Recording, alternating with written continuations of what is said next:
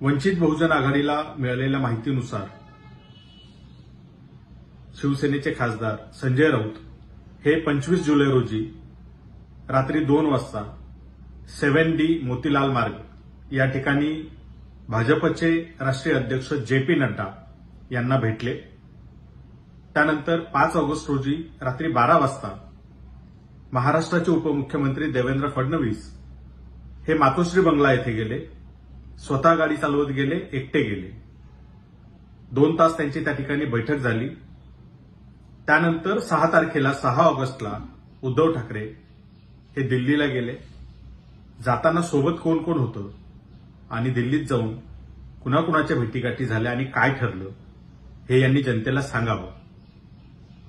आम्ही ही माहिती जी पक्षाकडे आली आहे ती जनतेसमोर ठेवत आहोत। त्याचं कारण म्हणजे या ठिकाणी आरक्षणवादी असलेल्या मतदारांना भाजप आणि त्याचे मित्रपक्ष हे आरक्षण विरोधी आहेत हे पक्क माहिती आहे। मात्र याच आरक्षणवादी मतदारांनी शिवसेनेच्या उमेदवारांना मतदान दिलेलं आहे, उद्धव ठाकरेंच्या उमेदवारांना मतदान दिलेलं आहे।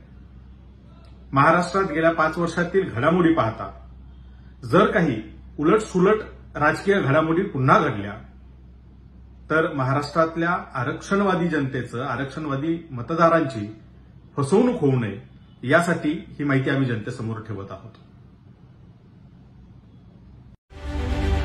रत्नागिरी 24 न्यूज चॅनलला आताच सबस्क्राइब करा आणि शेअर करायला विसरू नका।